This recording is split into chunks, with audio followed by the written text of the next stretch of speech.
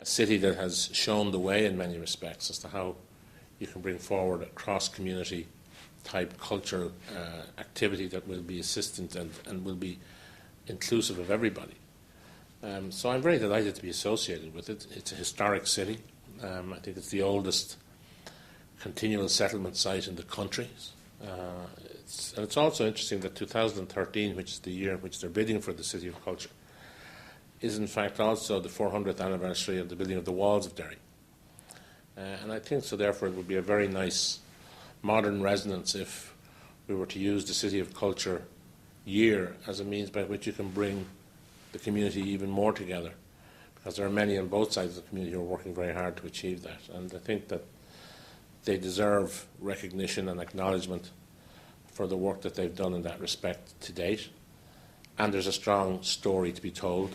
Derry and Cove were the two cities from which people emigrated from this country historically.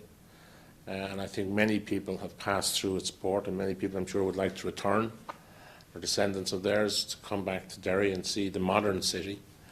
One, as I say, that is conscious of the diversity of its traditions, but very much reconciled to the need to coexist and to work together.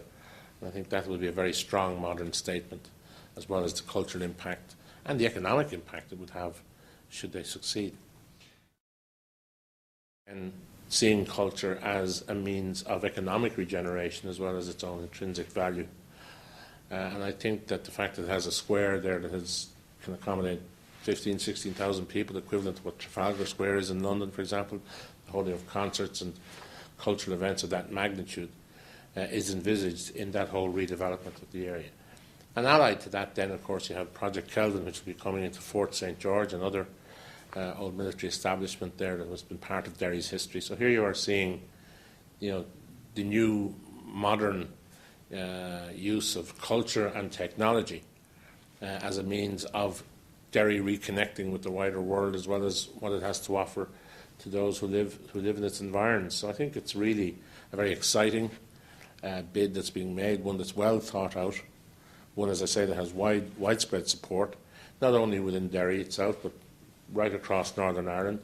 And certainly, from our perspective, the natural hinterland of County Donegal enables us, if you like, to assist and add our voice, which we hope will be a positive contribution to their application. And I do believe that it would be a great thing for that whole area, and for Northern Ireland generally, were it to be designated the City of Culture for 2013. And I know that the people who are involved in this project will bring about a year of activity that will be comparable, or indeed, in fact, beyond compare in respect of others who are seeking to obtain the same project.